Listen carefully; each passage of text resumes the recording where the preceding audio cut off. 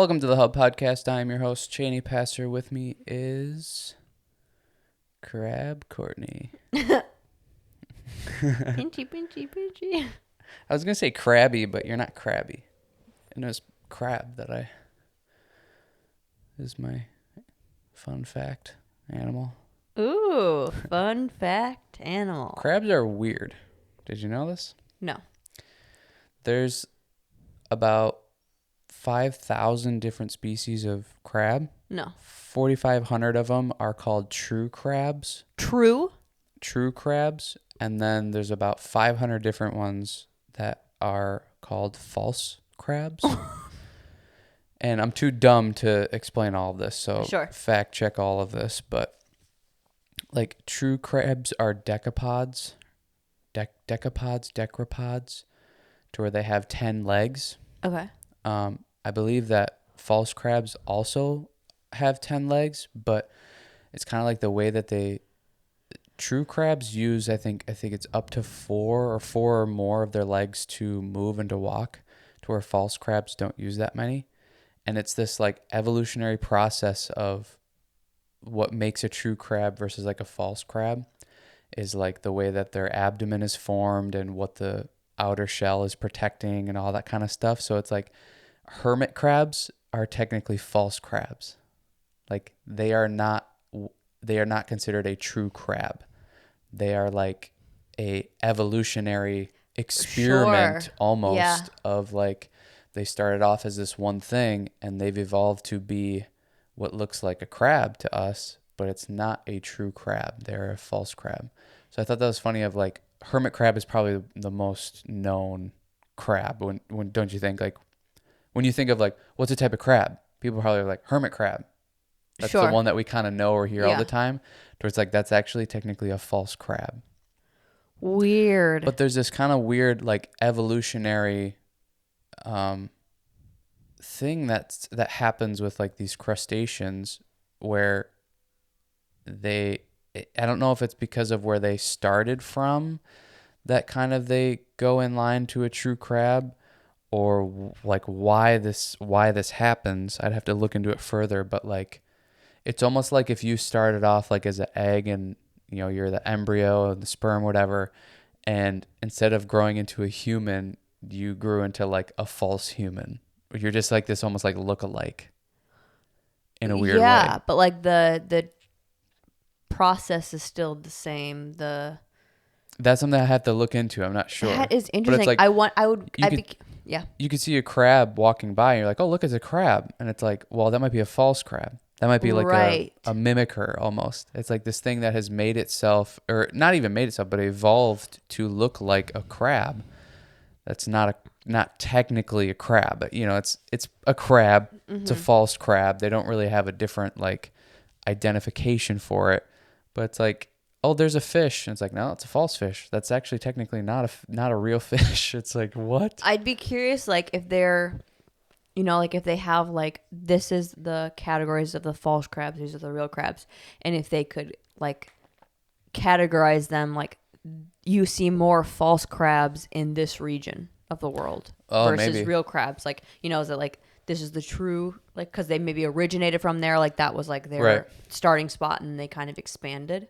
I'll have to look into it more and then be able to share more on here, like in the next coming episodes, because it was just a brief, like, so here's find the something. Real question of the whole episode. Maybe our relationship. Am I a real crab or am I a false crab? When you say crab Courtney, are you saying false crab Courtney or real? Either way, I'm going to spin it as a positive.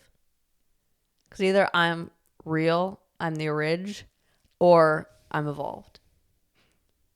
Well, that's not really what it's saying. Win-win. I feel like it's kind of saying, like, this is false and fake, and it's not real. Stay away from it. It's a wannabe.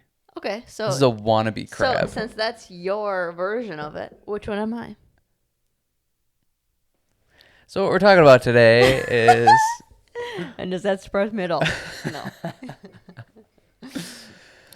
I feel like the last couple episodes you've done everything you can to blend in with that chair. As I'm somewhat doing the same here. I know. I feel like, but it's weird because like there's a bright ass mustard yellow chair. Like, how can I blend into a mustard yellow? But it's almost like you're subconsciously knowing, like, I have to hide myself because you're a false crab. no, I mean You're trying to hide. No. Think about what I wore 2 episodes ago. I wore a full-on white This cream. jogger set. I look like a marshmallow. I'm not trying to blend in anywhere. I mean, look at the wall behind you. Okay. You're trying to hide something. Okay. You're trying to hide something. I think that's what people should comment below. What do you guys think Courtney's trying to hide? Am I a false crab or a real crab? And if I'm a false crab, what am I trying to hide? Every episode seems like you're trying to hide something. It's going to be bad if we ever get to the point where people are actually listening to this and then like we say stuff like that and then it's just like comment after comment like this is what she's hiding. This is what she's hiding. Oh my god. Like that one episode that we did a long time ago and I was like 10 comments and I'll get my lips injected or whatever. Yeah. And then everybody's going to be like skinny lips, get them injected, get them injected. Every episode is like skinny lips is back. Yeah. Oh man. Well, okay. After all that. But actually, you know what? I want to say something about that. That's actually really cool. Is I love how, I don't know if it's just every species kind of does this to a certain degree, but I think like animals and plants do this so like miraculously well of like evolving to adapt to their surroundings, evolving to adapt to like they really update themselves. And it's kind of funny because it seems to be they do that more so or better than humans do because it's like they're adapting to the environment and they're physically adapting so that they can continue to survive to where it's like we're still this like weird vulnerable meaty flesh that like one cut across the stomach and we're done type of thing. Well, where it's like crabs, that was the other thing, like they're, which I know we learned this in school, but it's like they have an exoskeleton where it's like their skeleton is on the outside of their body and it protects the internal stuff. To where it's like, you think about us, it's the opposite. Our skeleton's on the inside of our body and doesn't protect that well against like the vital organs and stuff. We have all of the other stuff that's protecting our skeleton.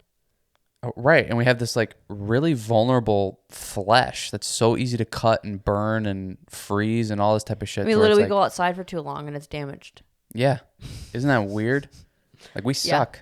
Well, that's what's kind of weird is like, this is all we got. We really though. Yeah. But even that, like, you know, I feel like we talk even a lot on here of like, well, you know, think about evolution wise, like we were supposed to, like, even just in the last episode of like, we weren't meant to be sitting down all the time.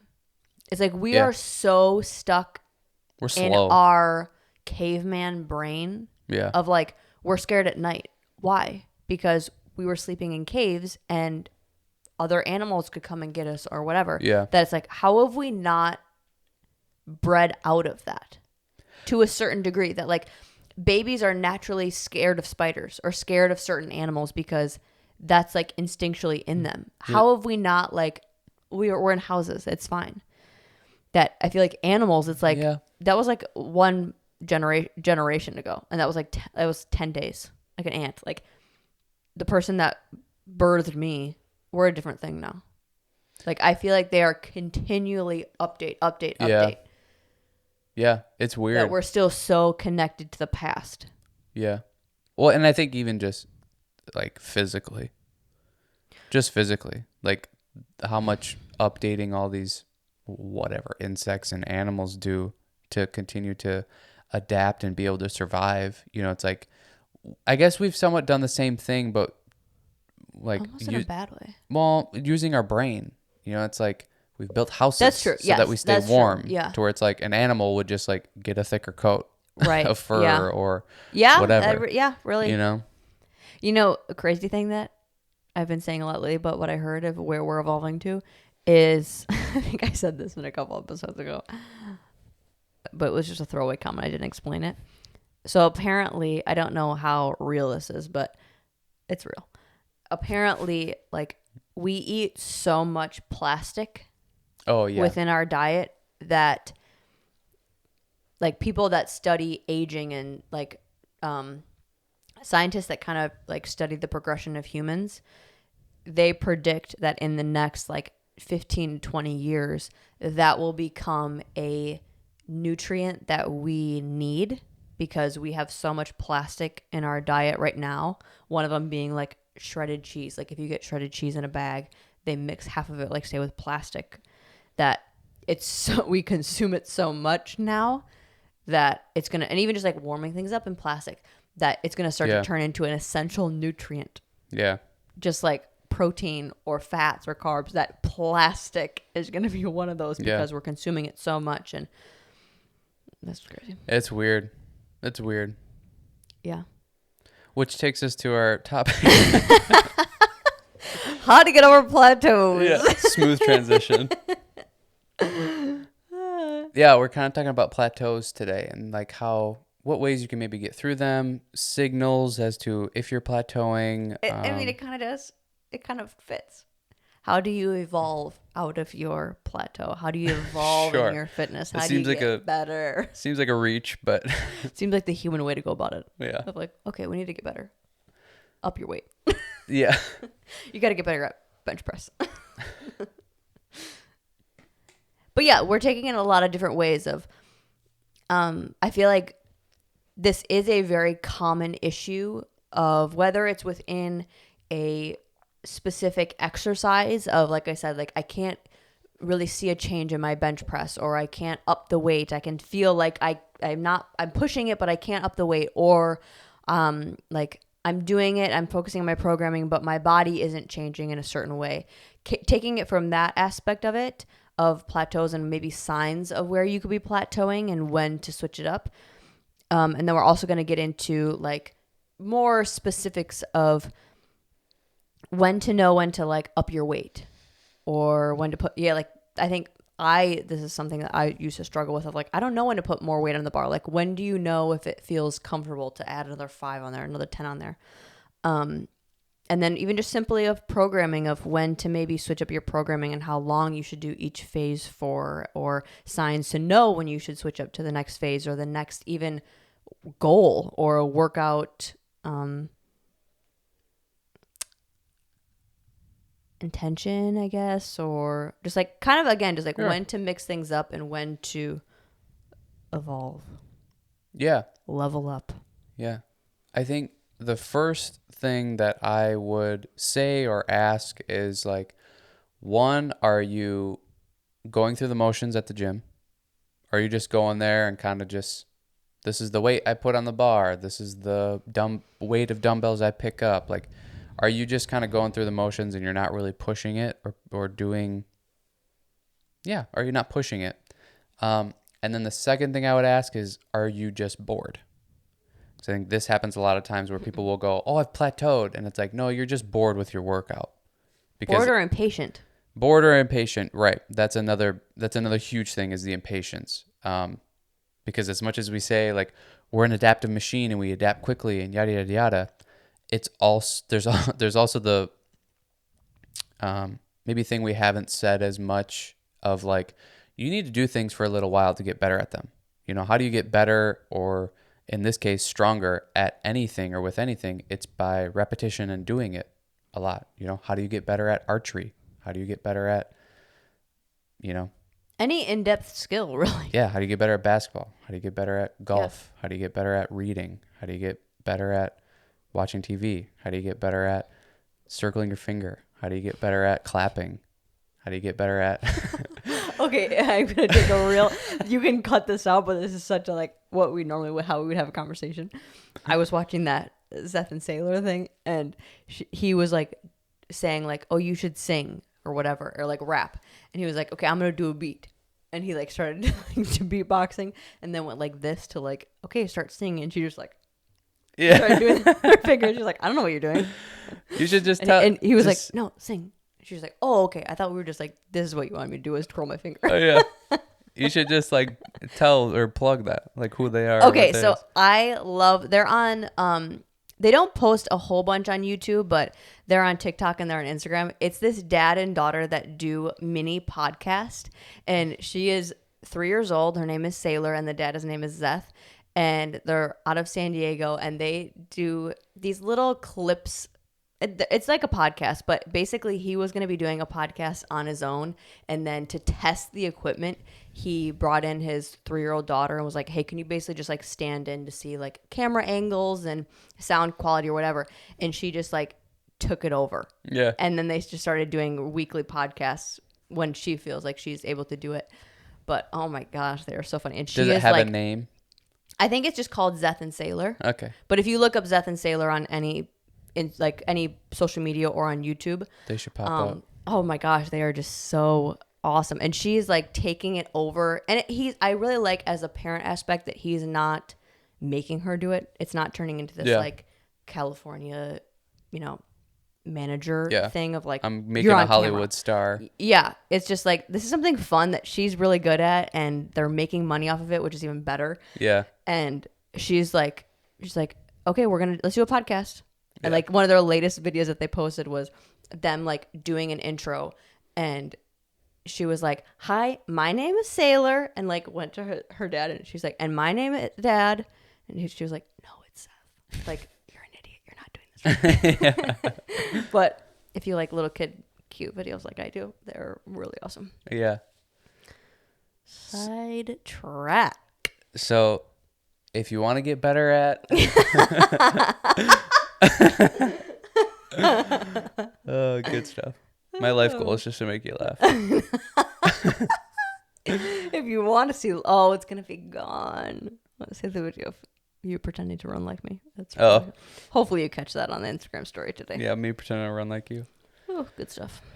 But if you want to get better at anything, you have to practice it. You have to do it frequently. You have to do it a lot. And I think in the case of like weightlifting and strength training or just trying to get better at that, like one way is to get better at your form, and another way is to add more weight so that you can push more weight so that you can get stronger. That's kind of how this process goes. If you want to get stronger, you have to test yourself. Which kind of circles back to my first point of like, are you just going through the motions, or are you really testing yourself when you go in? Are you kind of like what you said? Are you going to, what is it?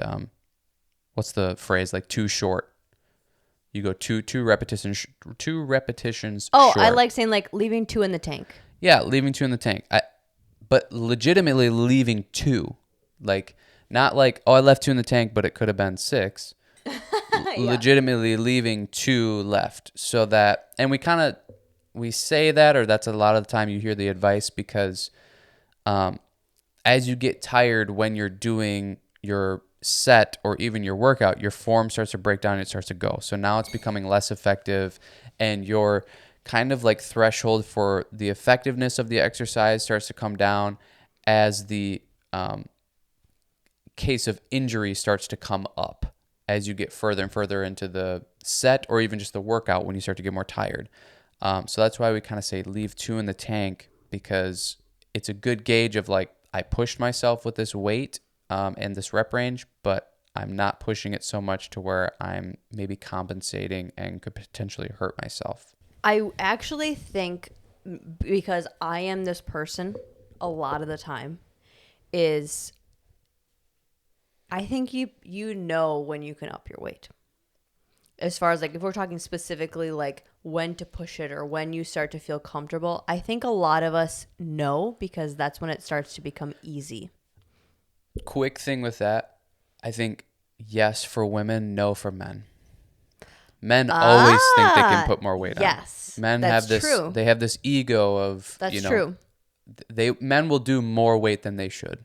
To That's true. where women Yeah. probably won't do that. Well, and that's another thing I guess for that audience, the egomaniacs, ones that feel like they're super strong, and you're not. You might be. I don't know. Um, you're just trying to look cool, but your form sucks. You're just trying to push the weight. Is there's also different ways to manipulate your workout, but even that lift specifically of if you're maybe that person that's like, gosh, I keep going upping weight and da da da, and you could push more and push more. There are different ways that you can isolate even the weight that you are doing, which bodybuilders are really good at is taking light weight and making it feel heavy. So if you're like take squats, for example, or no, take chest press. I feel like that's something that people probably push the weight more than they do with squats is like, think of how many different variations you can do to mix up that lift.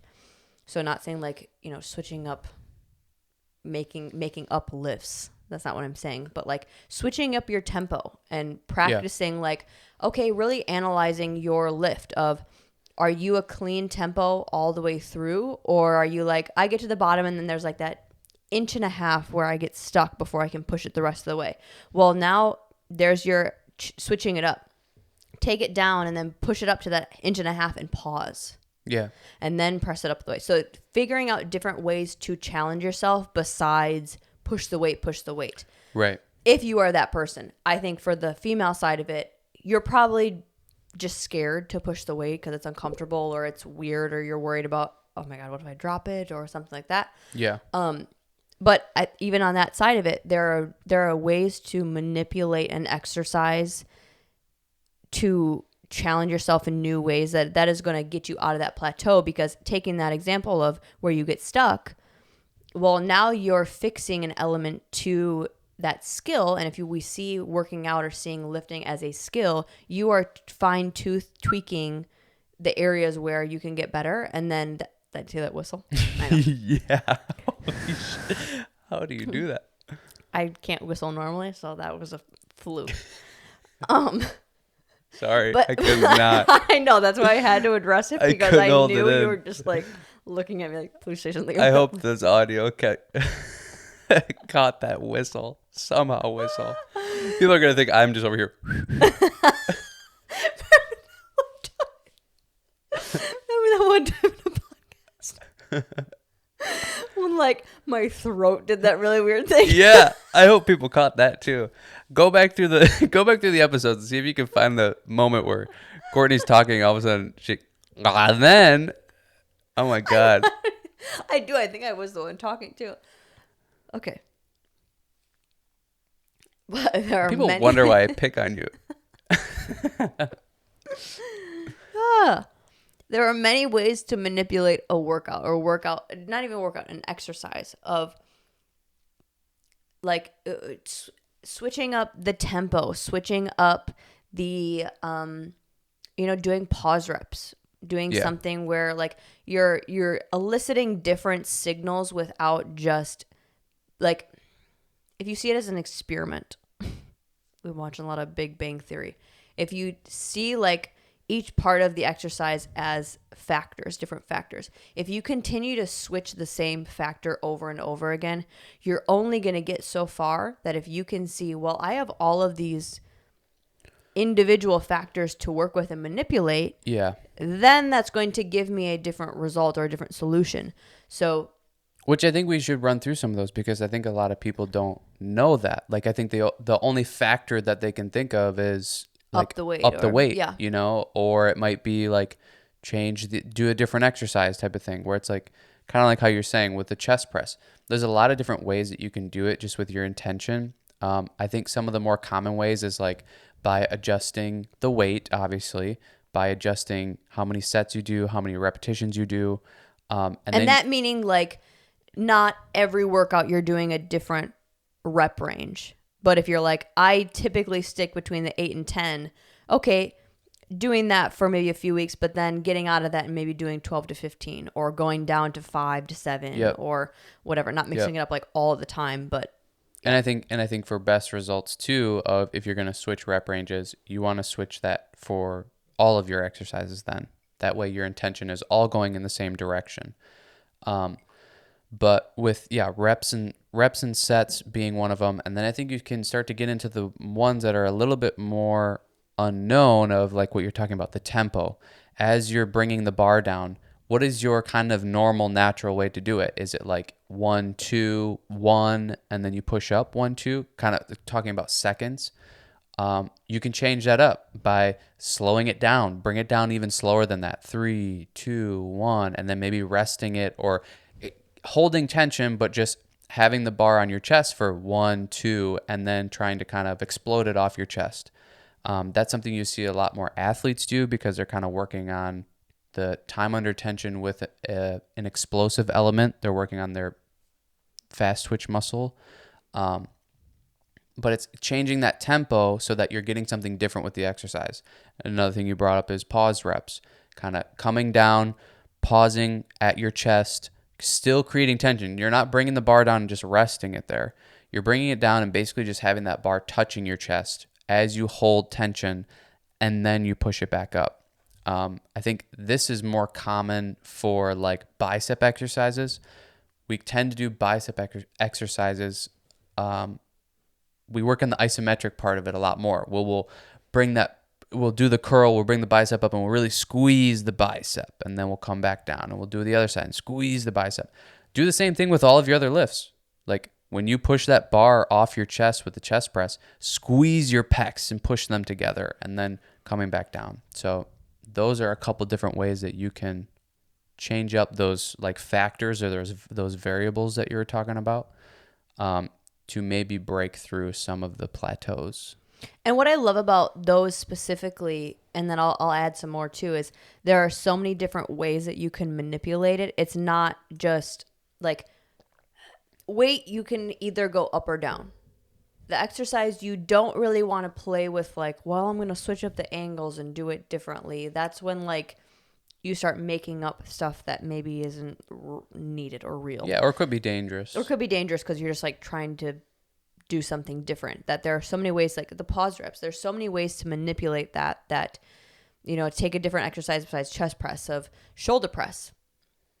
I loved doing that with shoulder press of kind of like what you said, like the time under tension, but also when you can do like dumbbell and you can manipulate each side, or chest press. You do the same thing of I'm going to hold one up at a 90-degree angle and just hold it there, time under tension that whole time, and do my full 8, whatever, you know, how many mount I want. Do my full set with my right arm and then switch, and I'm holding that and then I'm doing it with my left, and then maybe the next round I start with holding time under tension with my right and then doing my set with my left.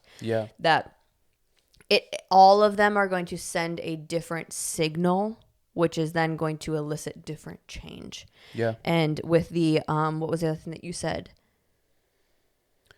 Like the tempo. That's another great thing because we do really tend to stick in our comfort zone. Yes, tempo typically stays the same. You can almost with that, like, again, like what bodybuilders are really good at is take a light ass weight and do curls with it, do shoulder press, but do it slow as hell. You're going to be surprised with how much you can feel that and really articulate through each muscle and movement, that when you go slow and you can really focus on it, it's still going to be hard as much as you're pushing it and pushing the weight. And I think that can help you, again, like I said, break down those areas where you struggle, where the areas where you're not realizing in your lift where there might be some sticking points, and then you can break through those sticking points. Another 2 things that I would add is what we kind of talked about in another episode, but using it in a way that is effective, is something like maybe pushing it, like figuring out where your PRs are at and figuring out like, okay, what's my 1 rep max on these exercises? Not just like sticking within my normal rep ranges, but like today I'm just going to go for it and I'm going to see how much weight I can push, kind of on the opposite end of that. Again, something that we don't recommend to do all of the time, but it is something to do it occasionally. Sprinkle in. Again, we talk about like sprinkling it in. It's the extra next level kind of stuff. And another thing that I used to love doing is the like, what is it called? Oh my gosh, I'm forgetting it. When you like, I was basically just going to say it when I was describing it. Like a drop set. Oh, right. Yep. Doing things like that where the lift stays the same, but maybe you start at your heavier weight and then you go to your lighter weight and then light and light and you just keep, or you go heavier, you go the opposite way. That's just a different stimulus and not something like, again, I would suggest doing all the time, but it is something to just throw in there every once in a while for fun and to mix it up. Yeah.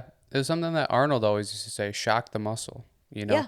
change it up. Maybe you're in a program and you're doing a certain thing. You're in a certain rep range, a certain tempo. You're doing this many sets, yada, yada, yada, to where, sometimes you need to go in the gym and you're like, yeah, I know I'm in the 15 rep range, but I'm going to go down to 5 today and I'm going to change it up. I'm going to shock the muscle.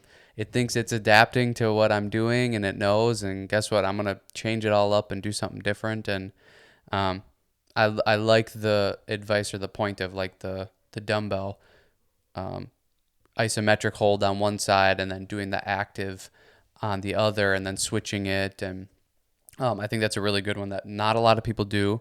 I think because they maybe don't see the benefit of it necessarily, but that would be a perfect thing to implement when you feel like you're plateauing, because it's really different. And I think a lot of the times, like what you're saying, we stay in the same comfort zone.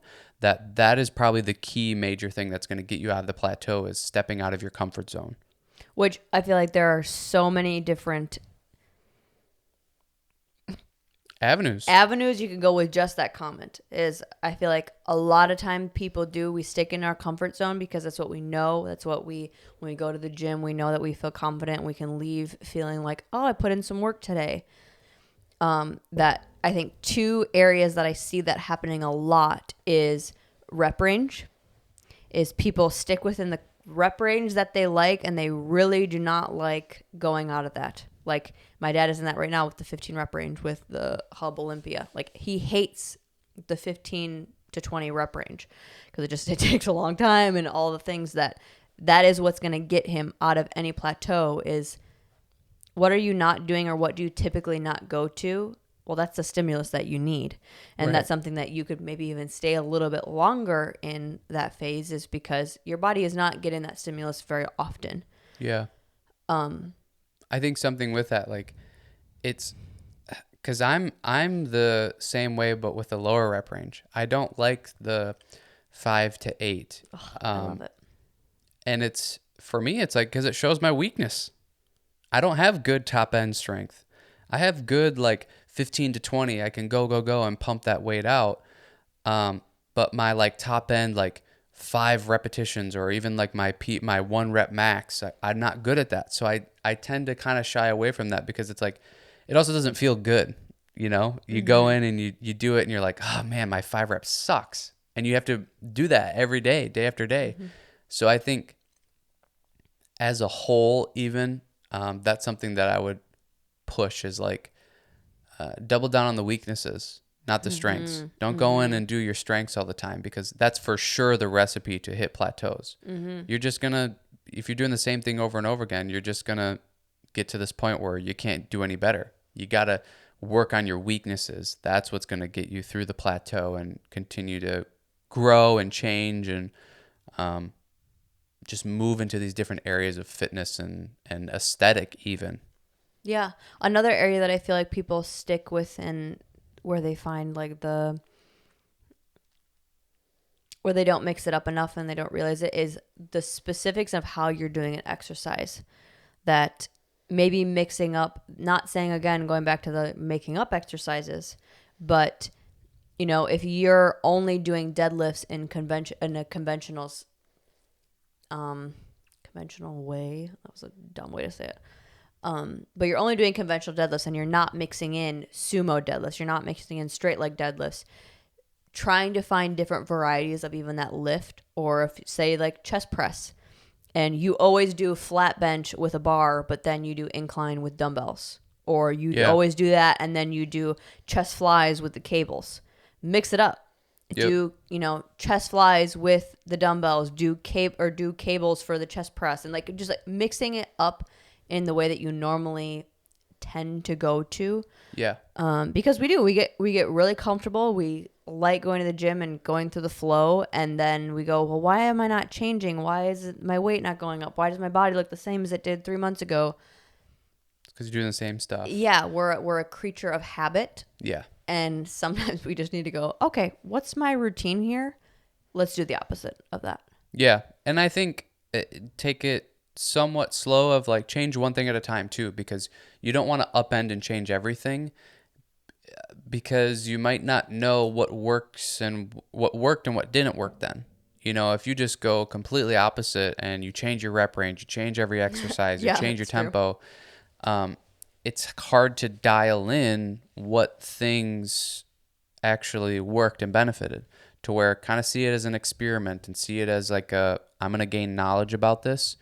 And I'm going to gain knowledge about my body and how my body responds too. If I simply just change the tempo, I keep my program exactly the same, but I just change my tempo, does that do anything? Does my body change? Or if I'm looking for strength goals, does my strength go up or does it go down or what happens? My initial thought, if you're going to change the tempo, if you're going to change anything, your strength's probably going to go down a little bit because you're not used to doing it.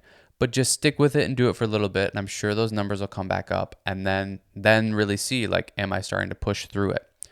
But yeah, take one thing at a time because this whole process is about learning what's going on too, so that you can effectively adjust things to help you get to where you want to go rather than just kind of this mindless, like, oh, here's a different workout program I've never done before. Let me just try it and do it. Because then you don't really know what works and you're just going to be stuck in this, limbo. It's kind of the teach a man to fish thing. Like, you don't fish for the guy and give him the fish. You teach him how to fish so then he can fish for himself. Ooh, parents, did you hear that? I feel like that's a parenting lesson. Yeah, it could be. I mean, it's a, I'm just surprised you haven't heard that. I mean, I definitely didn't say it the way that it's supposed to be said, but.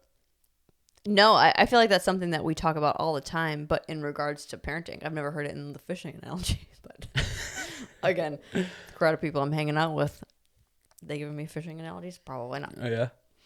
But yeah, it's just that you learn, if you learn how to do it, then you can do it for the rest of your life rather than just being told what to do and then mindlessly doing it. You don't really know what works. You don't really know how your body responds or how it reacts. Mm-hmm. So going back, change one thing, see what happens over, maybe a month's period and evaluate, and then maybe change a second thing and then same thing. I think that's why also topics like this or just doing a fitness podcast can be tricky sometimes is, I'm going to move this.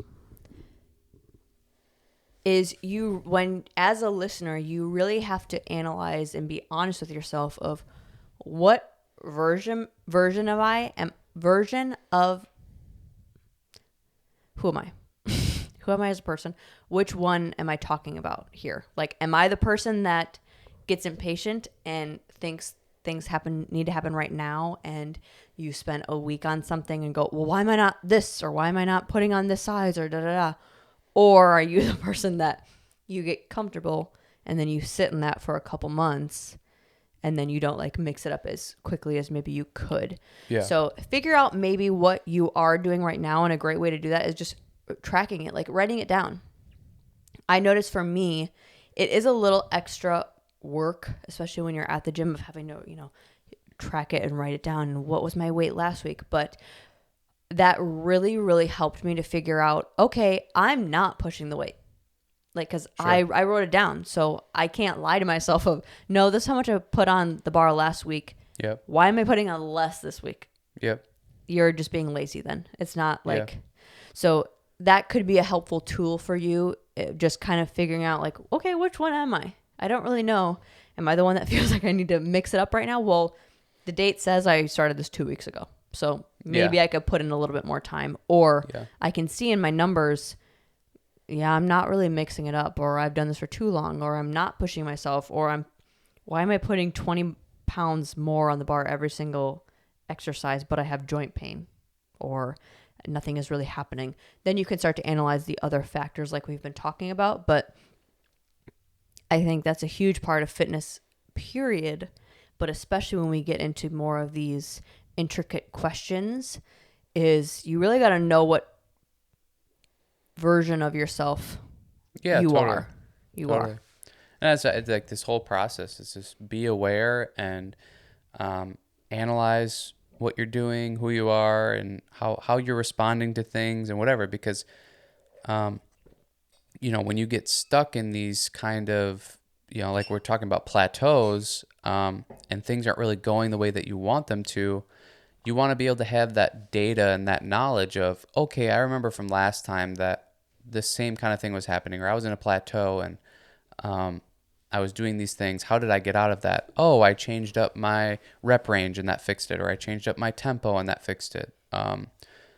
So that's why I think it's important to, as you're doing this or going through this process, or maybe you're just starting fitness and working out, be really aware of what's going on and see how your body is affected and see how everything, your body, your mental state, everything. But be aware. Don't just be mindless, because you don't learn anything from that then. And then when you come up to these plateaus and you want to break through them, you don't have the knowledge to where you could have the knowledge. You just have to analyze yourself and know how you respond to stuff. Yeah, because if you look at it in that way, like plateaus, or when you get to this like sticking point, it could come to a point where you see it as like, this is a waste of time now. If you have the availability to really understand your body and how it works, you can avoid it before it even happens. I feel like a lot of Yeah. people, they get into a plateau and they go, okay, now I got to mix it up. Rather than like get a head start on it. Don't even get into that slump. You know when to switch it up and when to adapt certain things so that you're constantly growing, rather than like, well, there was like that 2 weeks that like nothing really happened, kind of. And that's also what makes fitness fun, I think, is when you can learn, and that takes time as well. Mm-hmm. But I know for me, like I didn't really start lifting weights until, like a senior in high school, which is that's like, maybe 5 years ago or 6 years ago, that I'm just now kind of like really dialing certain things in, that it makes it more fun, because then you can go, okay, I'm in this spot or getting close to this spot again. This is where I can mix it up. This is where like, oh, I'm starting to feel this in my body. This is probably what's happening. That, again, anything is more fun when you have more knowledge about it and you don't feel confused. Yeah. So there's just the basics of that. But because working out is so personalized, the more that you can figure out your personal portfolio of how things break down and how things work, you're going to get to your goals faster, not only, but it's going to be an easier process on the way there, rather than like, I'm just lost. I don't know why this isn't happening. Right. Because you'll know yourself. You'll know why it's not happening and what you need to do to adjust. Well, I think that's why we say this is learn yourself and learn how your body works and how it responds to things, because even take your dad and me for the example. You can't give the same advice for both of us as far as like, well, just go to high rep range. Right. It's like, well, for me, I always sit Okay, there. sure, I will. Yeah, I always sit there, to where it might work for your dad, but it wouldn't work for me because I'm always there. And that's like, I'm not going to maybe break through that plateau then. So that's why we don't really go like, just do this, this, and this. Change your rep range to this, do this much weight for the bar on the bar, and do this tempo and whatever, because it's so individual and personal. I mean, you could have somebody that's doing HIIT training and then have a person that's doing strongman competition type stuff and is lifting this way. And the advice to break through plateaus for both of them is probably going to be opposite, because they're doing opposite things. Variety can be your friend and it can also be your enemy. You got to be balanced with it. You got to kind of be in the sweet spot. If you're doing too much variety to where you're never working on the same things, like you do chest press, once every 3 weeks, and you're wondering why your chest press isn't getting better, well, you practice it only once every 3 weeks. So that's too much variety, to where not enough variety is like, I do chest press every single day and I never do any other chest exercise, and that's it. Well, Go ahead. Yeah. No, that's it. I'm a great example of that specifically of I used to love doing legs and I would do legs. I would have like 4 days, 4 leg days.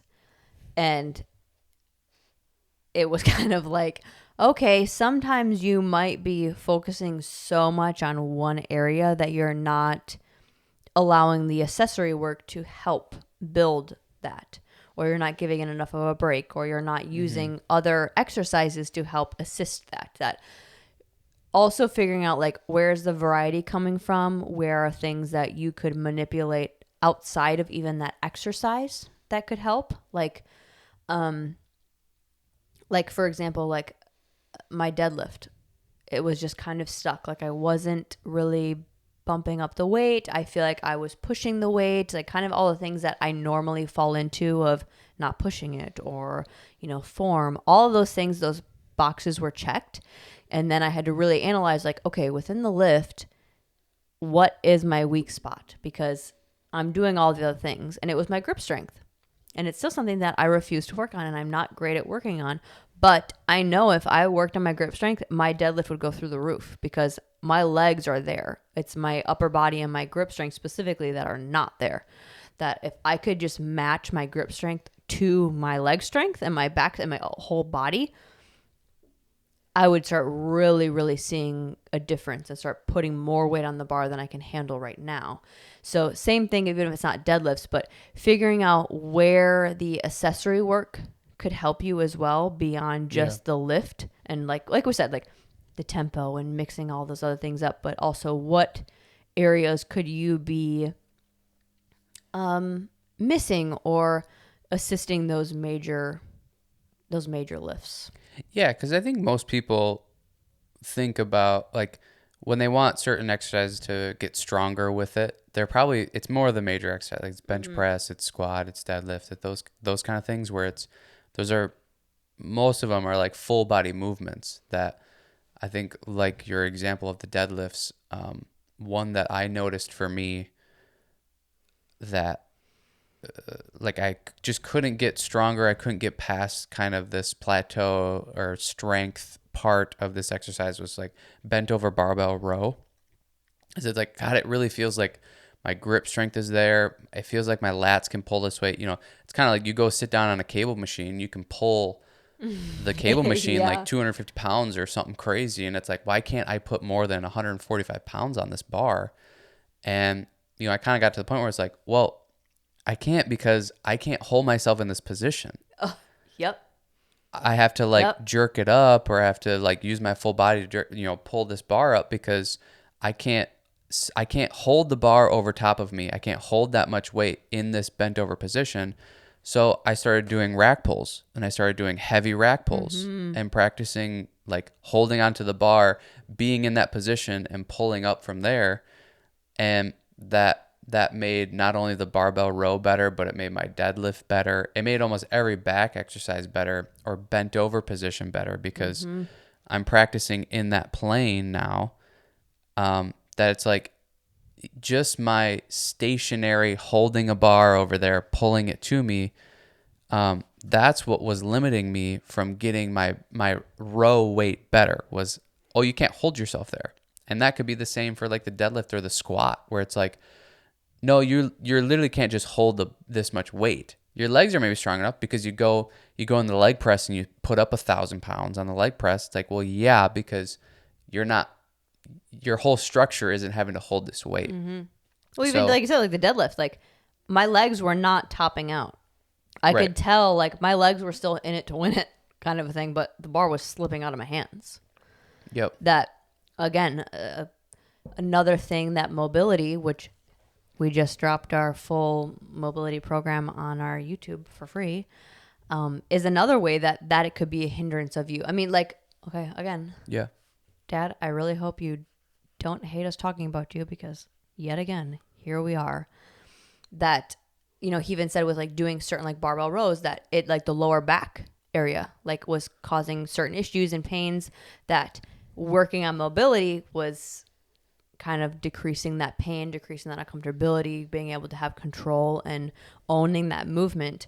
That then his lifts were able to become better and more easeful and Comfortable and seamless. yeah. That, another thing is mobility. Is, are you able to do the movement correctly, but also with proper form, and not even just proper form, but like how your anatomy is supposed to work.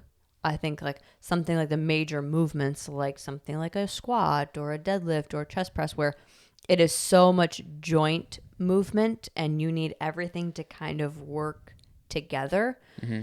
If, like, say with a squat, if you can't go all the way down comfortably and sit at the bottom because your ankle mobility is not great, It's gonna be hard to put weight that's on. going to be hard to keep boosting your squat and boosting your Yep. weight and boosting the benefits of doing a squat because your ankles can't handle it. Like, when you think about it like that, it's like your ankles are holding you back. Yeah. So work on your ankles. Yeah. It's not, oh, well, I got to put more weight on, or, oh, I got to try to do this different way, or I got to put those knee braces on, or I got to put a squat belt on. It's like, no, your ankles suck. So work Yeah. on your ankles.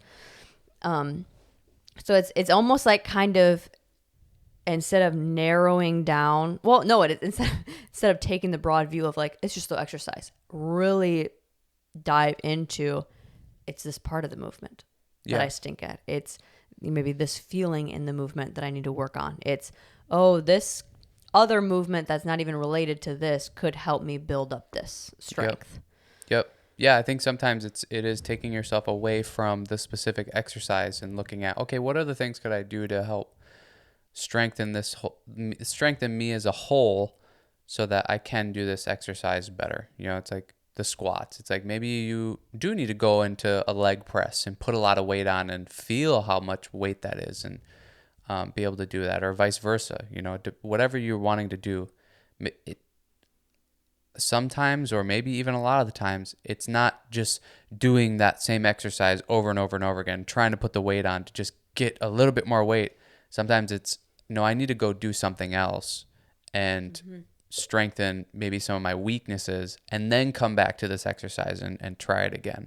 Yeah. So then I think another version of that is like, okay, so maybe it's not specific lifts, but figuring out a good time span of when to change things up, like whether that's your goal or whether that is your programming or rep range or something like that. Again, this is all very personal and specific. So again, pay attention and be aware of yourself. But and some general guidelines too is your body is going to somewhat tell you when you can mix things up or maybe when you should mix things up. Is and this is probably more for the when you've kind of reached your limit. This is probably not going, these are not going to be the same signs if you're maybe undercutting yourself a little bit. But, like your body will tell you with like joint pain, or if you're continually getting sore in the same areas, or if you're noticing like you're just getting some irritation in the same muscles over and over again, that those could be good signs to either mix up the exercises of what you're doing because you're maybe putting too much of a stimulus on the same isolated areas. Or like, I know for me, when I push heavy for too long, that's when my joints are like, okay, you got to chill.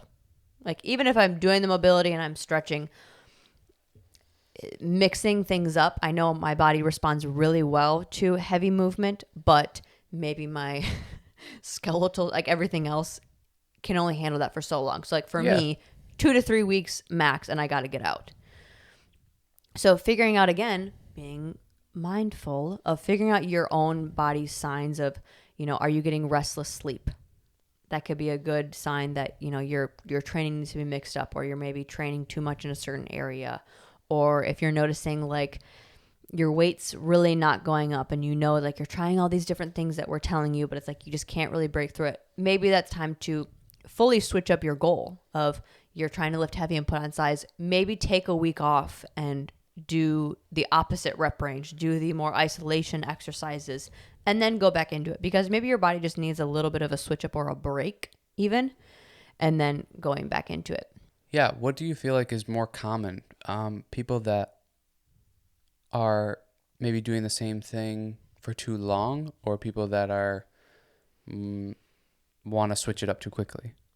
Because I think if you're the person that is new to going to the gym, you switch it up too quickly.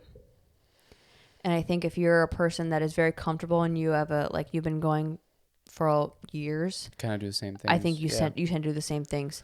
And I don't know if there is a behavior pattern that makes sense with that. I think there could be a benefit to both ends of the new person. They're just trying to, like find what works for them or find the thing that Yeah. sticks, or it's new to them. So they're trying to like just experiment with a bunch of different things.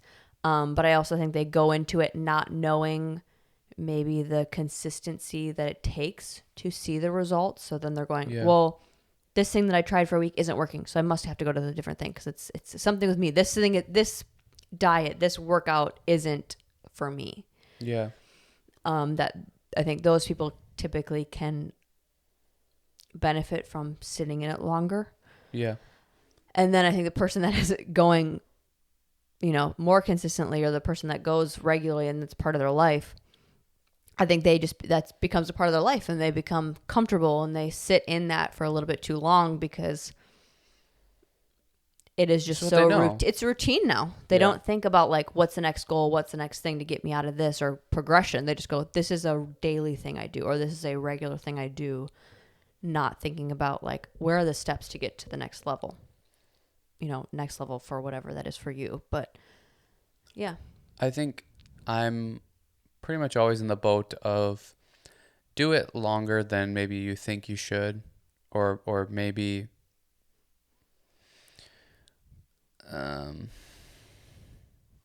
I would rather do something for a little bit too long than to cut it short and miss out on potential benefits type of thing.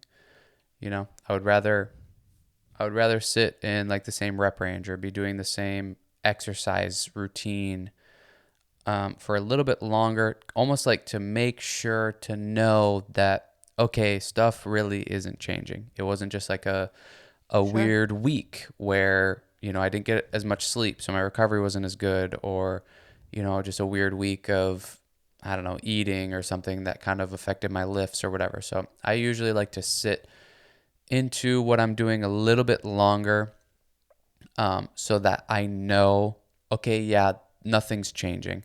Now I'll switch rather than doing it prematurely just because it's kind of like I want to exhaust all the benefits out of this that I can. Sure. And I don't know, that might just be I'm lucky that I have the like for exercising and the patience for it. Mm-hmm. Some people are just they want their body to change. They want things to happen. They want it to happen quickly and now, and I don't know. I get that I might be kind of the outsider with that, where it's like, no, I'll take my time. But yeah, I usually like to sit in it longer. I think the people that, I don't know, like to see the progress is people that have seen the results, and people that see like, oh, if you take the time with this, you get where you want to be. I think that is a benefit to, I don't know, being in it long term or being consistent for a long time, is you get to see how it actually pans out rather than like, Yeah. I tried a bunch of different things and nothing really stuck. That Yeah. you get to see the payout kind of a thing. I think I don't know. I think it depends on what it is that my goal. If I am trying to like push the weight and maybe put on size, I like to sit in that a little bit longer because it's my favorite rest period. I like the rep range. Well, and rest period, because you're take longer rest periods. So it's both. That's why you like it. I like the 5 to 7, 5 to 8 rep range the best. So that's what, and I like feeling strong. Yeah. So that's fun for me. I like, seeing how much weight I can push and seeing the weight go up every maybe workout that I do. So that's what I sit in the longest, but I don't know. I think it depends on, I think, a lot of variables, because I also like to really dial in all aspects of it. Like, I like to have the program planned out and written out. I like to know what my eating changes because of what I'm working on. I like to, like, I don't know, I like to really dial it in, that sometimes it's like, okay, I've done this for 3 to 4 weeks. I'm ready to switch it up, or, Yeah. whatever. It really depends on my goal at that moment. But Yeah, I don't know. I'm kind of both. Sure. I like mixing it up quickly, but I also like, I don't know, like, yeah, like you said, like really exhausting of like, but maybe if I go one more week, I can add another 10 pounds. Yeah. Yeah. But yeah, I think my overall advice for this is like be aware, be mindful of what you're doing, and then like double down on your weaknesses. Find what you're not good at and get better at that. And if it's you're not good at, kind of like what you said, a certain part of the exercise, or you're not good at these whole exercise in general, or you stray away from certain exercises, or you stray away from certain rep ranges. Like all of those, go through all of your weaknesses of what you're not good at. I'm not good at, the 5 to 8 rep range. I'm not good at, a whole bunch of shit that I'm not going to go. I don't even know. I can't think of chest press. I suck at chest press. Well, like you said, your front body stuff, that's your weakness. You're Yeah, really good at back and back squats and. Yeah, but it's everything to the front of me. I'm not very good. My chest, I'm the complete opposite. my like my abs in the front, like my lower back is very strong, but my front, my abs in the front, my quads, my calves are not that good or strong, but yeah, to where I would then look at those things and try to attack my weaknesses. And that would be, okay, now I'm programming around that. I'm programming in the rep range that I don't like. I'm programming, maybe a tempo that I don't do a lot of the time, or whatever it may be. I'm going after my weaknesses and I'm trying to get better at my weaknesses. And then I think that's going to even further boost up your strengths. Well, and I would like to, just to add one more thing to that too, because I do want to like kind of, that is solidifying the whole picture. I don't want to just like keep rambling on other things, but weaknesses could also be outside of the gym. Are you putting all of this perfect, isolated, and calculated work in the gym, but then you get shitty sleep? Yeah. Or you're eating crappy food, or maybe not enough, or too much. Are you not being consistent?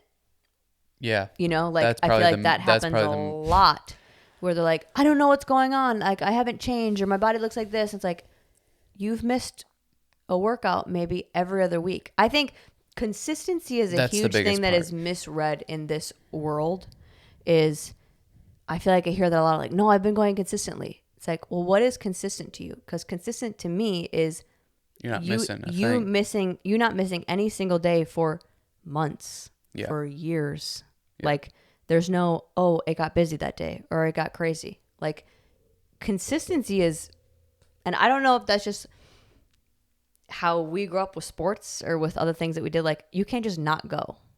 So I see going to the gym in the same way as there's no reason to not go. There's no reason to, oh, I'm not feeling good, so I can't, or, no excuses. Of consistency is long term.